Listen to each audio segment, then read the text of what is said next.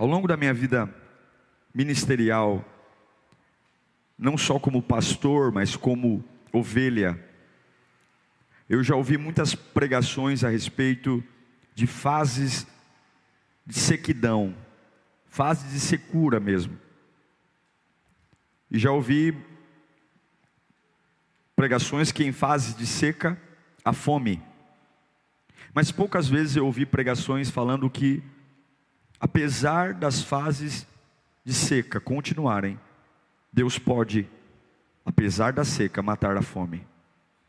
E é sobre isso que eu queria falar com vocês hoje. Estamos vivendo dias que a proposta é vida abundante. E eu sei as dificuldades que temos em crer num Deus que pode matar a nossa fome, ainda que a seca permaneça. Deus não precisa que a seca termine para matar sua fome. Que o Senhor fale conosco. Eu quero ler um texto muito conhecido, inclusive muito pregado, e tem horas que a gente lê e fala: meu Deus, será que tem algo diferente nesse texto? Mas eu sei que Deus tem algo lindo para nós em 1 Reis capítulo 17, versículo 7.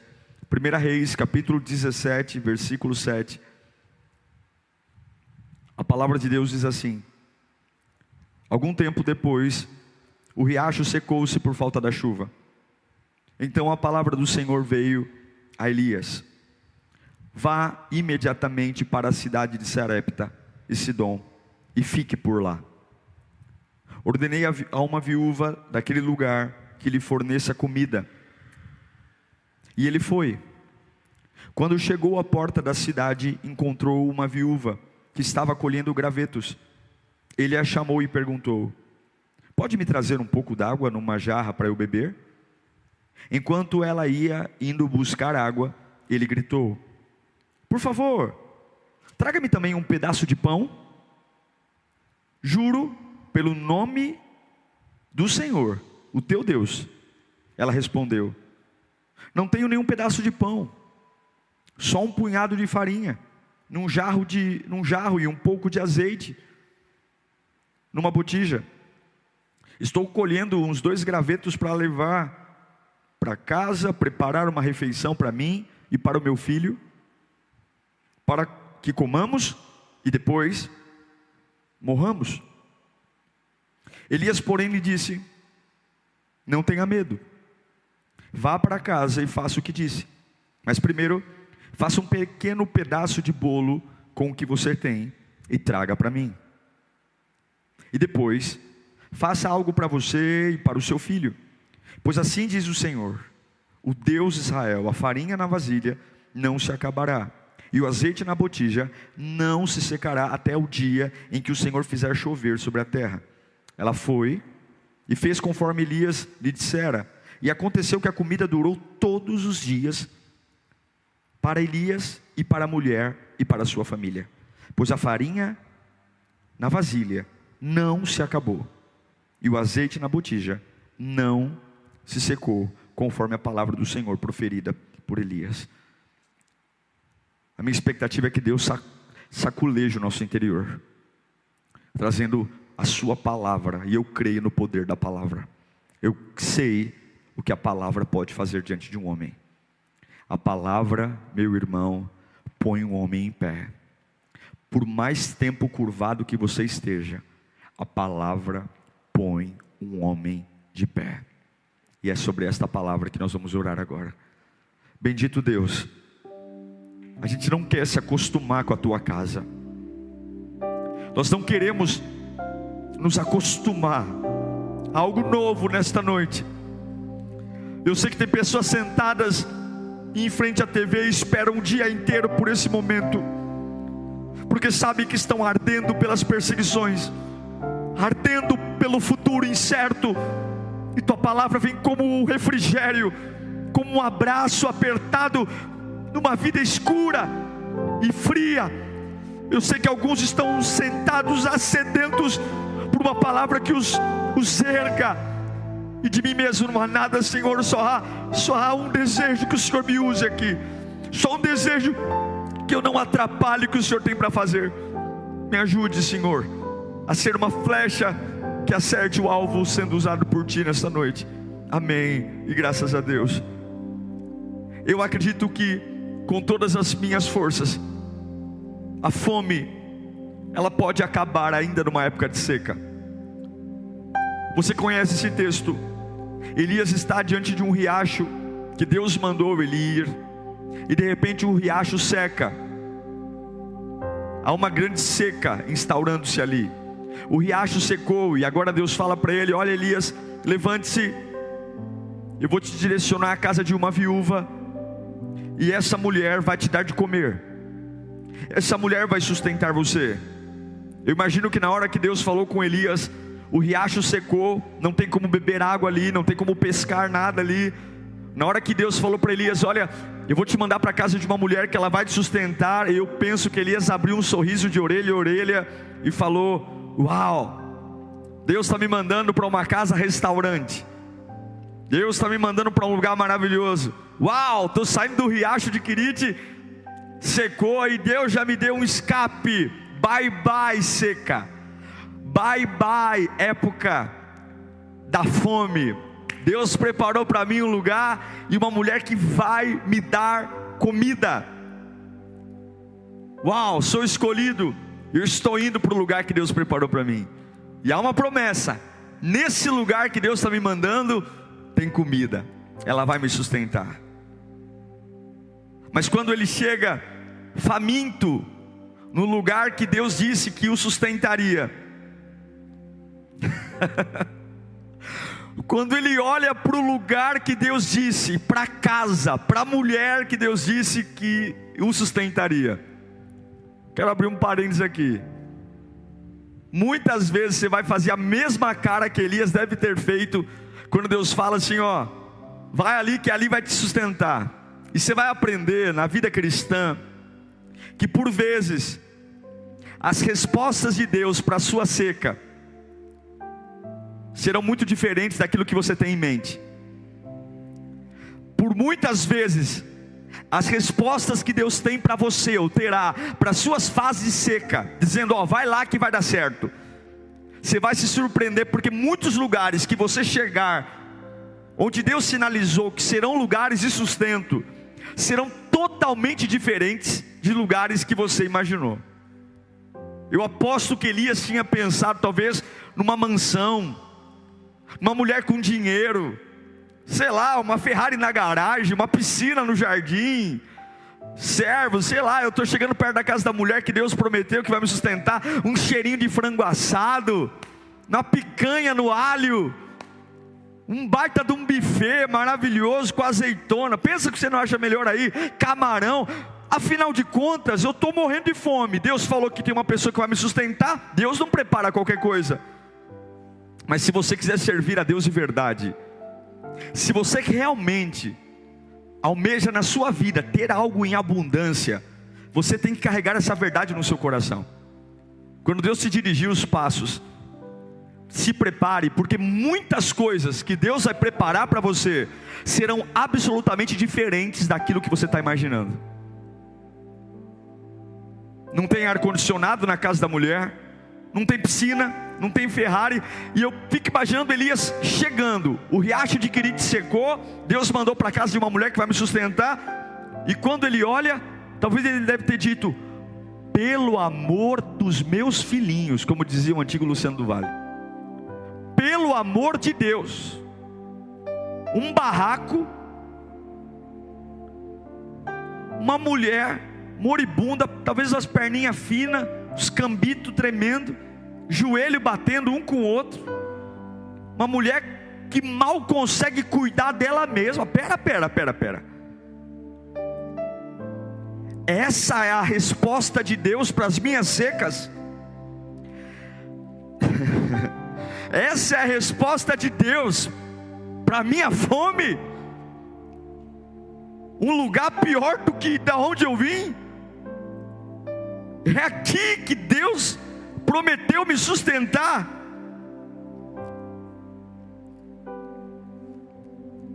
Tem coisas que serão muito diferentes do que você imaginou. E talvez se Elias deve ter olhado para o teto e disse: Senhor, mas é aqui, meu, a mulher está mais pobre do que eu. E talvez Deus deve ter dito: olha, Elias, Fica na sua aí. Sim, esse aí é exatamente o lugar que eu quero que você esteja. É exatamente o lugar que eu quero que você esteja. Porque eu tenho sede de milagres. E você não pode esquecer de uma coisa: todo milagre nasce de uma necessidade. Todo milagre nasce de uma necessidade. Milagres são feitos por necessidades. Farturas não geram milagres, bonanças não geram milagres, mas necessidades geram milagres. Milagres são feitos por necessidades. Deus leva Elias para uma casa cheia de necessidades, porque Deus tem sede por milagres. Talvez você está dizendo que Deus não te ama, porque o que você está vivendo hoje não é a resposta que você imaginava para a sua seca. Talvez o lugar que Deus plantou hoje, o lugar que você trabalha, o lugar que você mora, as pessoas que você convive, talvez elas não são as respostas que você imaginava para uma época de seca. Mas não esqueça, oh aleluia, milagres são gerados por necessidades. Se não houver uma necessidade, eu não serei desafiado a liberar uma palavra. Se não houver necessidade, nada vai confrontar a minha fé. Se não houver uma necessidade, Deus não vai mexer comigo, Deus não vai mexer com a minha alma. Se não houver uma necessidade, se não houver uma área vulnerável, se não tiver uma casa onde Deus disse: é daqui que você vai comer, é daqui que você vai comer, e essa casa simplesmente não parece com um lugar que dá comida, não parece com um lugar natural, mas essa casa cheia de necessidades, essa casa cheia de vulnerabilidade, essa casa que gerará milagre, porque milagres nascem a partir de uma necessidade que desafia a minha fé. Você jamais viverá milagres até Deus lhe enviar a um lugar dizendo: esse lugar miserável, essa terra seca, é aqui que eu vou te sustentar. Talvez você está reclamando do lugar que vai gerar o milagre. Talvez não há nenhuma viúva rica, cheia de dinheiro, com um frango no forno, ou com um camarão na mesa. Há uma viúva pobre, pior do que você.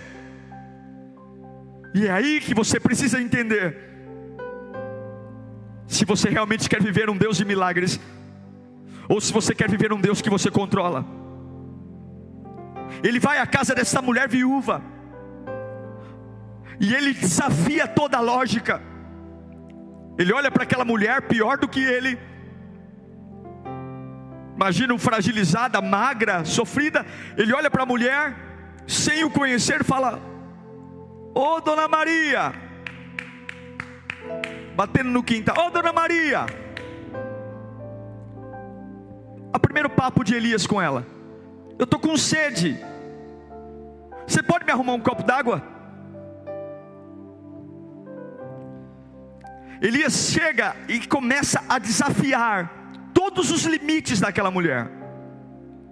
Há uma seca, ela tem 2 filhos. Ele está propondo algo impossível. Mas pasmem vocês, aquela viúva, mãe de 2 filhos, ela não se incomoda em Elias pedir água para ela, e ela vira as costas assim: ok senhor, vou pegar água para você. Eu acho isso lindo, porque a construção desse texto é muito profunda, porque Deus está nos ensinando a viver milagres, e milagres não são feitos em ambientes fáceis. Se você precisar de um milagre na sua vida, e você procura facilidade, você nunca viverá um milagre. Milagre não é caminho de preguiçosos, milagre não é caminho de gente pele fina, milagre não é caminho de quem quer vida tranquila. Milagre é gente que olha para a vulnerabilidade, para a miséria, para a necessidade, e fica aos pés lá, e brinca com a necessidade. Elias brinca com a necessidade. Elias diz: você pode me dar um pouco d'água? Porque milagres são gerados em necessidades. Ela aceita, ela dá as costas para Elias. E talvez enquanto ela vai andando em direção à casa dela, o barraquinho dela para buscar água, talvez ela vai pensando: se esse homem soubesse a minha situação, ele não me pediria água. Se esse homem soubesse que eu tenho 2 filhos para sustentar, e a gente está passando uma época de seca, ele não me pediria água. Se esse homem soubesse o quanto eu estou miserável. Se esse desconhecido soubesse quem eu sou. Mas enquanto aquela mulher dá as costas para buscar água, Elias, ele piora ainda mais. Se já era um abuso pedir água para uma mulher viúva, sem dinheiro, sem recursos, Elias, ele aumenta ainda mais o limite da necessidade. Elias fala: ei, senhora, dona Maria, ei, dona Maria, aqui ó, isso, chegou. Ei, dona Maria, tudo bem? Além da água, traz um lanche. Traz um lanche. Aí é demais. Além da água, traz um lanche. Traga comida também. Espera aí. Você não está entendendo. Você não assiste Jornal Nacional? Você não assiste o Siqueira? Você não vê da Atena? Ei, você não sabe o que está acontecendo? Você não sabe que é uma seca? Você não sabe a minha história? Você não viu os corpos pelo caminho da cidade? Você não viu pessoas morrendo de fome, que é uma seca que se alastrou? Você não está entendendo, você não está vendo, você não chegou aqui e me viu pegando 2 cavacos de madeira, porque tudo que eu tenho agora é um pouquinho de farinha e um pouquinho de azeite. Eu até posso te dar um pouquinho d'água, mas olha para a minha necessidade, olha para a minha situação. Que mundo você vive, homem? Deixa eu te contar uma coisa. Pouco antes de você chegar aqui, desconhecido, eu estava tentando pegar 2 pedacinhos de pau aqui, para fazer um foguinho, para fazer um pedacinho de pão, para eu e meu filho comermos. É um tempo cruel. Nós vamos comer, e depois que a gente comer, a gente vai se unir ao resto dos corpos que você viu jogado pela cidade. Nós vamos comer esse pedacinho de pão e vamos morrer, porque é isso que a terra seca faz. É isso que uma família que vive num ambiente seco vive, morre. É isso que um casamento vive depois de passar por uma sequidão dessa. É isso que uma vida profissional acontece. A gente trabalha, mas a gente fale. A gente vai para a igreja, mas depois dessa seca a gente vai separar. Porque é assim que é a vida.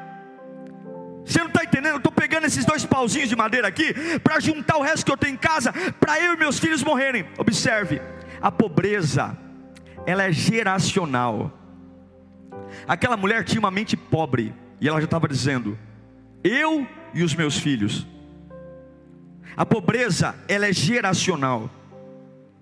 Aquela mulher tem uma cultura na cabeça dela de pobreza, e ela está dizendo: olha, eu e os meus filhos.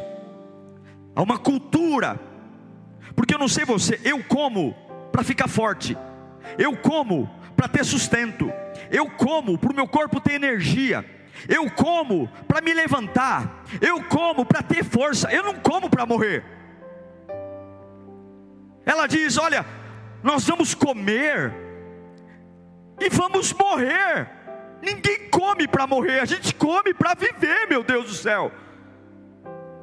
Porque o problema da pobreza não é dinheiro. Pobreza é uma mentalidade. A mentalidade daquela mulher: nós vamos comer e vamos morrer. Há uma cultura na cabeça dela. E agora essa cultura vai passando de mãe para filho. Pobreza não tem nada a ver com dinheiro. Pobreza tem tudo a ver com mentalidade. Pobreza tem tudo a ver com mentalidade. A pessoa pode até ter dinheiro, mas se ela tem uma mentalidade pobre, ela vai desperdiçar todas as oportunidades que a vida lhe apresentar. Ela pode até ter dinheiro, mas a mentalidade pobre vai fazer perder o dinheiro com coisas irrelevantes, porque a mente sempre rouba a oportunidade. A mente sempre destrói os recursos. E eu quero dizer uma coisa para você. Você que está passando uma fase de pindaíba, você que está passando uma fase terrível, uma fase financeira terrível. Pobreza não tem nada a ver com falta de dinheiro. Pobreza é uma questão de mentalidade. E se enquanto eu e você não mudarmos a mentalidade, pode ter R$1 milhão na conta, a gente vai morrer pobre. E quando eu digo pobre, eu não estou falando de casa, carro, eu estou falando de prosperidade. Porque prosperidade não é ter tudo, mas prosperidade é não ter falta de nada. É a mentalidade. Nós temos que quebrar essa cultura de termos algo e dizermos: eu vou morrer. Há uma cultura de destruição, há uma cultura de vulnerabilidade, de mentalidade. Porque uma casa que há prosperidade é uma casa que há conversa sobre solução. Uma casa próspera, as pessoas, a casa até enfrenta problemas, o pai, a mãe, falta dinheiro, falta recurso, mas a gente senta à mesa para falar de futuro. A gente senta à mesa para dizer: ó, nós vamos comer e amanhã cedo nós vamos trabalhar. Nós vamos comer essa última refeição e amanhã nós vamos buscar uma alternativa. Nós vamos comer e amanhã nós vamos buscar uma nova chance. Vou vender alguma coisa no farol, sei lá, eu vou buscar alguma coisa, eu vou entregar currículo ali. Mas uma casa com uma mentalidade destruída diz: nós vamos comer e nós vamos morrer. 1 Reis 17:12, finalzinho do versículo. Eu estou escolhendo 2 gravetos para levar para esta casa, preparar uma refeição para mim e para o meu filho, para que comamos e morramos. Que eu saiba, comer é para viver. Que eu saiba, comer é para ter energia. Que eu saiba, comer é para ter nutriente. Mas uma mente doente vai dizer: eu vou comer para morrer. Essa mentalidade desgraçada, a gente precisa lidar com ela. Nós temos que quebrar isso, essa cultura mental de miséria. Comer para morrer, não. E o pior é que essa mãe envolve os filhos. Uma maldição geracional vai passando. Eu vou alimentar meus filhos, mas eles vão morrer comigo. Tome cuidado você, mãe. Não deixa seus filhos serem incrédulos porque você é incrédula. E se você recebeu do teu pai, do teu avô, uma cultura de comer e morrer, está na hora de quebrar. Meu Deus do céu! Por que vai morrer? Porque a fome está em todos os lugares. Porque todas as famílias passam necessidades. Porque tudo é uma seca. Eu vou comer esse pão delicioso. E enquanto eu estou mastigando o pão, o que eu estou pensando? Vou morrer. Estou comendo aqui essa farinha com azeite que eu fiz num foguinho. E o que eu estou pensando? Vou morrer. Aí Elias olha para ela e fala assim: ok, entendi a gravidade do seu problema, dona Maria, mas meu lanche é primeiro. Entendi que a senhora acha que vai morrer. Entendi que a senhora vai comer com seus filhos mas olha, o meu lanche é primeiro. Entendi o drama da sua vida, mas eu quero primeiro que arrume para mim. O que eu acho lindo é que quando Elias ouve o drama daquela mulher dizendo: olha, nós vamos comer isso e vamos morrer, Elias não levanta a mão e fala: eu profetizo milagre, eu profetizo cura. Elias não levanta a mão e começa: eu profetizo os céus abertos, dona Maria, a senhora vai viver. Não, Elias fala: beleza, eu entendi seu drama, mas o primeiro lanche é para mim. Elias não diz nada, vai lá e faz o lanche para mim. Elias não dá esperança nenhuma nesse primeiro momento, na dica de nada. Vai em frente então, a senhora acha que vai morrer? Vai em frente. Depois a senhora come o que sobrar, mas a primeira parte é para mim. Elias não dá um mapa, Elias não dá ordem, Elias apenas: ok, vai lá e faz o primeiro lanche para mim. Por quê? Porque o que Elias está testando nessa mulher é o quanto ela consegue amar a palavra de Deus numa época de seca, o quanto ela estima a palavra de Deus diante de uma necessidade extrema. Deus sempre...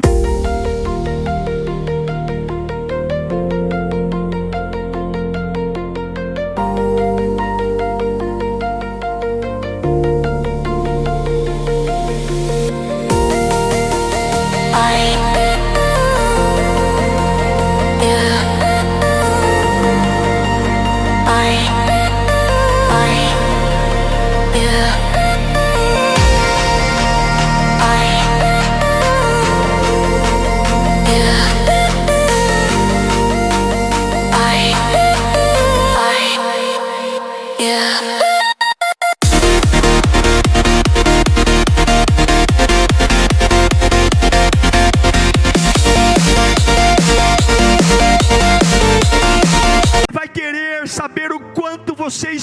uma palavra numa época de seca, porque a mente diz: você está deprimida, não dê a ele não. Ou então coma primeiro você e seus filhos e dê uma migalha. A mente diz: olha, não dá para sobreviver não, não negocie, não dê. Não dê. Porque uma mentalidade doente vai sempre dizer que não tem como escapar da morte. A mulher está com fome, os filhos estão com fome, mas aí vem Deus para quebrar essa mente doente. O fato de você estar com fome, o fato de seus filhos estarem com fome, o fato de você estar sentado no sofá agora à base de calmante, o fato de você estar à base de remédio com tremores, porque você está com fome, é uma área seca da sua vida. Deus não vai entrar na sua pilha, Ele vai dizer: olha, o primeiro lanche é para mim. Elias vai em direção àquela mulher, e ele desafia ela a colocar Deus em primeiro lugar. Elias desafia uma mulher cheia de necessidades. O segredo desse texto não é o que ela deu ao profeta. O segredo desse texto não é o pão que ela deu ao profeta. Não. O segredo desse texto, o que desbloqueou o milagre na vida dessa mulher, é o que ela deu primeiro. Não é o que ela deu, é o que ela deu primeiro. Ela poderia ter dito: tudo bem, Elias, aguarda aqui, eu vou assar o pão, eu estou com fome, meu filho está com fome, a gente vai comer, e a gente vai deixar um pedacinho para você, já eu trago. Não é o que ela deu, mas é o que ela deu primeiro. Esse é o poder desse texto. Não é apenas dizer: ok, eu vou te dar um pedaço, mas é dar primeiro. Não é apenas dar um pedaço de pão, mas é dar o primeiro. Você só desbloqueia o milagre de Deus na sua vida, não quando você ora, mas quando você ora primeiro. Não quando você busca, mas quando você busca primeiro. É disso que esse texto está falando. É disso que mata a fome.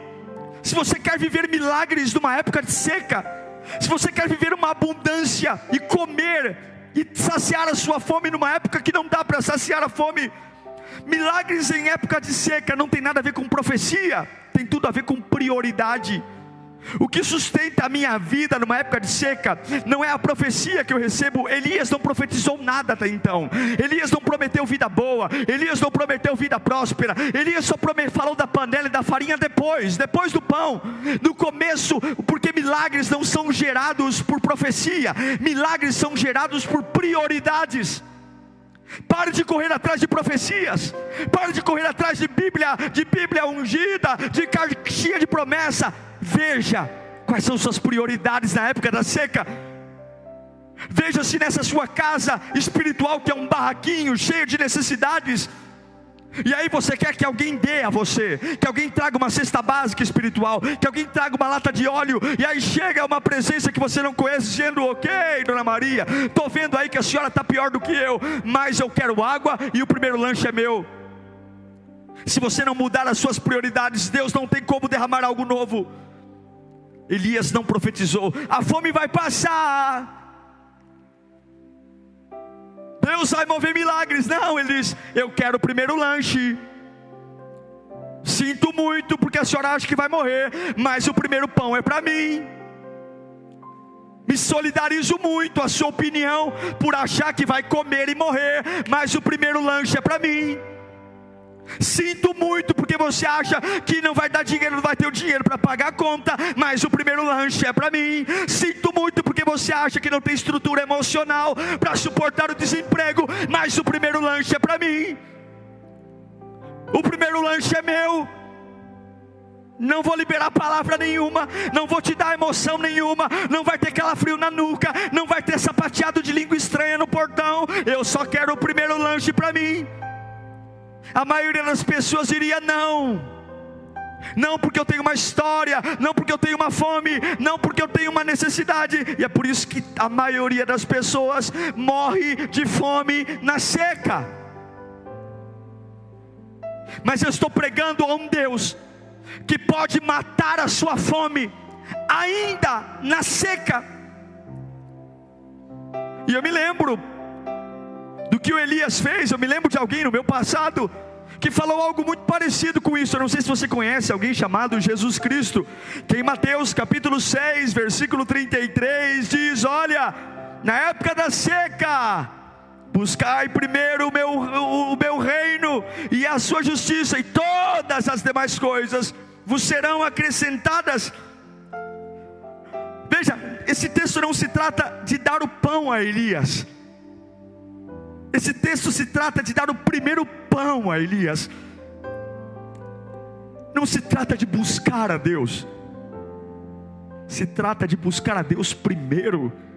Não se trata de adorar. Se trata de adorar a Deus primeiro. Não é adorar a Deus à meia-noite, quando eu já fiz burrada o dia inteiro, e na depressão, no medo, eu não consigo dormir, e aí eu lembro que Ele está lá. Eu já comi todo o pão durante o dia, e quando não sobrou nada, eu já estraguei minha vida, meu futuro. Não dá uma raiva de gente assim algumas vezes? Que deveria ter ligado pedindo ajuda 3 meses atrás, que deveria ter ligado pedindo ajuda há 2 meses atrás, antes de fazer a burrada, antes de quebrar a cara. Mas o que esse texto está dizendo é que se você quer comer numa época que ainda seca, se você quer viver milagres numa época que tudo ainda está seco, você não pode apenas buscar, tem que buscar primeiro. Você não pode apenas adorar, tem que adorar primeiro. Não pode ser à meia-noite, tem que ser quando acorda, tem que ser no primeiro horário do dia, tem que ser ali. Não é apenas uma questão de procurá-lo. Muitos procuram, mas é uma questão de procurar primeiro. Não é só uma questão de falar em línguas, mas é falar em línguas primeiro. Não é só uma questão de dizimar. Todo mundo dizima, mas é a questão de dizimar primeiro. Não é uma questão de ofertar, mas é ofertar primeiro. É primeiro. Se você quer sobreviver à seca, não é apenas uma questão de profecia, eu quero uma palavra. Não, é uma questão de, mesmo sem palavra, mesmo sem saber se eu vou morrer ou não, eu acho que vou morrer, mas eu quero ter a capacidade de, mesmo que a minha alma diga vai morrer, mesmo que as minhas experiências do passado diga, mesmo que eu recebi da minha genealogia uma cultura de pobreza, eu vou quebrar. E como é que eu quebro? Não é recebendo palavra, é prioridades. O que mais existe hoje são pessoas que, depois de bagunçar suas vidas, procuram Deus por último. Não busque o Senhor no final do dia. Não dê ao Senhor o resto do pão. Se você quer matar tua fome numa época de seca, priorize. Priorize.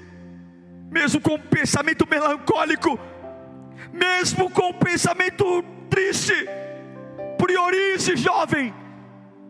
Priorize. Deixe Deus ser o primeiro. Eu não conheço ninguém que talvez tenha uma necessidade pior do que dessa mulher viúva, sem dinheiro, sem nada. Mas a Bíblia diz no Salmo 143, versículo 8: faz-me ouvir o teu amor leal pela manhã, pois confio em ti. É pela manhã. É pela manhã que eu vou dizer, antes de enfrentar o diabo, antes de enfrentar o chefe, antes de gastar a minha energia, o meu pão com pessoas, eu vou na minha seca fazer o primeiro pedaço. Ainda que as minhas emoções digam que eu não vou suportar, ainda que as minhas emoções digam que é o fim, eu preciso parar de buscá-lo meia-noite para começar a buscar quando o sol nasce. Eu preciso buscá-lo primeiro. Olha que lindo, Elias não pediu tudo. Elias não pediu tudo. Ele poderia ter dito, pega tudo que você tem e faz que eu vou comer tudo. Não, Elias pediu um pedaço. Deus não quer tudo, Deus quer um pedaço, mas Ele quer o primeiro. É como se Ele falasse, eu vou te ajudar, mas eu quero ver até que ponto a minha palavra te sustenta numa época de seca. E Deus não está pedindo tudo para você, Ele só está pedindo o primeiro. E quando você obedecer, eu acho lindo, porque quando aquela mulher virou as costas para obedecer, na cabeça dela, ela ainda achava que ia morrer, mas quando ela virou as costas para obedecer, Elias levanta a mão e fala, ei mulher, espera, assim como vive o Senhor, assim como vive o Deus de Israel, a farinha na vasilha não acabará, e o azeite na botija não secará até o dia que o Senhor fizer. Eu acho lindo, porque Deus falou assim, olha, você vai dar o primeiro para mim. Não vai chegar um caminhão de cesta básica, Não vai chegar doação, eu não vou trazer pães para você, eu não vou trazer a mortadela, presunto, não. Se você é capaz de dar o primeiro numa época de seca, Deus vai colocar um potencial inesgotável naquilo que até ontem você achou que era pouco. Deus vai colocar, não vai acabar, observe. O milagre ia para a panela, que ela falou que era pouco, o milagre foi para a botija. Era como se ela enfiasse a mão na panela de farinha para fazer um pão, e quando ela olhasse de novo para a panela, a mesma farinha que ela retirou está de novo lá. É como se ela despejasse azeite da botija, e após despejar ela volta e torna a botija, e o azeite que ela derramou está lá, porque Deus não deu mais, Deus colocou potencial nela. Quando você prioriza o reino, algumas vezes tudo parece igual, porque o que continua é o restinho da farinha e o restinho do azeite. Deus não deu a ela um guarda-roupa, um celeiro cheio de arroz, feijão. Deus manteve na época da seca um pouquinho de farinha e um pouquinho de azeite. Mas o pouquinho que ela tinha, quando ela priorizou Deus, era um pouquinho inesgotável. Era um pouquinho que nunca iria se acabar. Era como se ela dissesse: minha casa ainda é um barraquinho, ainda há uma seca lá fora, eu não tenho muito ainda, mas o que eu tenho, porque priorizo, não acaba. É esse pouquinho de força que as pessoas dizem: olha, não gasta muito energia não, porque você vai morrer. Mas você prioriza o reino e continua mancando, mas não acaba a força. Continua chorando, mas não acaba a força, porque Deus não vai te dar uma padaria, Ele não vai te dar um açougue, Ele vai fazer um milagre no potencial do teu pouco. Deus colocará um potencial na sua panela, Deus colocará um potencial na sua farinha. Se prepare para receber um potencial naquilo que você já tem. Se você for capaz de colocar Deus em primeiro, se você for capaz de fazer Deus em primeiro, você vai provar do que Deus é capaz de fazer no meio das suas necessidades. Você vai provar do que Deus é capaz de fazer milagres extraordinários no meio das suas vulnerabilidades. Você vai ver a provisão de Deus na sua necessidade. Aquilo que você falou que não dava, Deus não vai te dar um pão, Deus não vai te dar comida, Deus vai te dar potencial. Potencial é a força que você já tem hoje, que não vai acabar. É a fé que você já tem hoje, que não vai acabar. Você vai dizer: nossa, depois desse dia eu acho que eu consumi toda a minha fé. Mas aí você põe a mão na panela de novo e fala: tem farinha. Nossa, esse dia foi estressante, eu acho que eu gastei todo o azeite. Deixa eu só confirmar. E quando você pega a botija, continua tendo um pouquinho de azeite. Não, vem filhos, vamos comer pão de manhã. Farinha. Tudo porque você parou de esperar uma palavra para colocar uma prioridade. Você tem um pouco de fé. Se Deus for sua prioridade, por mais exaustivo que seja o dia, no final do dia Deus renova o seu pouquinho de fé. Você tem esperança. Por mais que os homens tenham te traído e colocado você descrente de tudo, se você priorizar o reino, falar: eu nunca mais vou acreditar em nada, é só passar um dia, põe a mão de novo na botija, aquela esperancinha pequena continua lá. Continua lá. Talvez você tenha um pouco de paciência: eu estou sem paciência, a paciência que eu tinha eu acabei. Não, pode pôr a mão na botija de novo, tem um pouquinho de paciência de novo lá, porque o potencial não é chegar mais, o potencial é manter um pouco, até o dia que Deus trouxer chuva. Aleluia. Eu sei que alguns já se perguntaram: como é que aquele irmão consegue louvar com tão pouco? Como é que aquela irmã consegue ir para a igreja com tão pouco? Como é que aquele fala em línguas com tão pouco? É porque eles não entendem que você tem priorizado o reino. E você come um pouquinho que tem, e quando come um pouquinho volta para a panela. E quando você come um pouquinho volta para a botija. É por isso que mesmo com tão pouco você continua, porque Deus colocou um potencial no pouco. As pessoas não fazem ideia do que um homem que ama Jesus pode viver, o que um pouco de adoração pode gerar, o que um pouco de sabedoria pode fazer, o que um pouco de amor. Ei, Maria, traz água. Esse homem não sabe. Maria, traz o lanche primeiro para mim. porque eu vou quebrar essa tua mentalidade de morte. Eu vou quebrar essa tua mentalidade de pobreza. Eu estou vindo aqui para quebrar esse sistema que você colocou.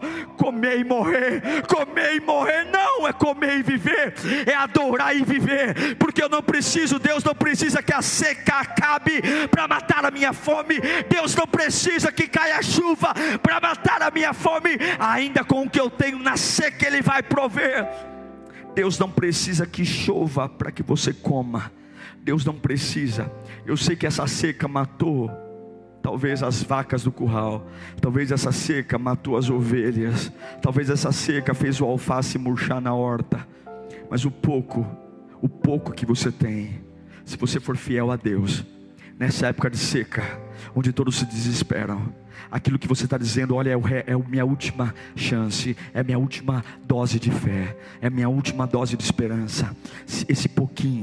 Esse pouquinho não virá freezer, não virá geladeira, não virá caminhão de supermercado. Se você priorizar o reino de Deus, ainda numa época de seca, esse pouquinho de farinha, esse pouquinho de azeite vai continuar brotando de dentro da panela, de dentro da botija, até a hora do milagre chegar, e você não vai morrer. Não é que você vai viver a vida inteira de farinha e azeite, mas é um processo, e em meio dessa seca você não vai passar fome. Deus manda te dizer, se você quer milagres, se você quer um milagre na sua família, se você quer um milagre na vida da sua família, do seu pai, da sua mãe, se você quer um milagre financeiro, esqueça, milagre vem de necessidades, milagres nascem de vulnerabilidades, milagres nascem de ausência, milagres nascem de falência, milagres nascem de fraqueza. E hoje tudo que você precisa fazer é: pare de ir atrás de uma palavra e priorize Deus. A fome acabou, mas a seca não acabou. Porque antes da profecia, antes dela receber a profecia, ela arrumou a sua prioridade. Tudo fora da casa dela com fome, mas na casa dela havia comida. Vacas morrendo, ovelhas morrendo, pessoas morrendo, mas na casa da viúva, cheia de necessidades, que conseguiu não dar o pão qualquer um dá, mas dar o primeiro pão. A farinha não acabou e o azeite não secou. A beleza desse texto é que a fome termina, embora a seca continue.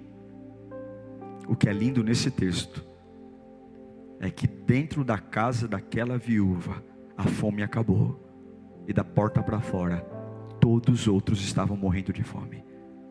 A sua vida não precisa ser igual a dos outros. Se da porta para dentro você aprender não a buscar a Deus, mas buscar a Deus em primeiro, não adorar a Deus, mas adorar a Deus em primeiro, não ouvir a Deus, mas ouvir a Deus em primeiro.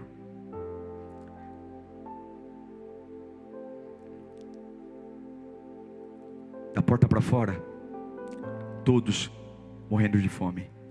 E é por isso que eu lembro o Salmo 91, versículo 7. Ainda que 1000 possam cair ao meu lado, ainda que 10.000 caiam à minha direita, eu não serei atingido. Ainda que a seca atinja todos, Deus não precisa terminar a seca para que Ele mate a minha fome. Pare de procurar recursos que matem a sua fome na seca. Apenas tire Deus do último e coloque Ele em primeiro lugar, e você vai ver o potencial sendo derramado na sua vida hoje. Eu quero orar por você. Eu quero orar por você que está como uma viúva de Serepta, uma viúva que só tem uma mentalidade de pobreza. Morrer, trabalho para morrer, estou casado para separar, tudo se resume à morte, a fim. Estou mastigando o pão, mas na minha cabeça eu vou comer e morrer. Talvez esse culto hoje seja o seu restinho de pão, mas Deus está aqui E se esse culto está chegando até você, é porque Ele não desistiu de você. Não desistiu. Da porta para dentro não vai acabar a farinha e o azeite. As pessoas não vão entender como é que você se renova todos os dias, mesmo com pouco.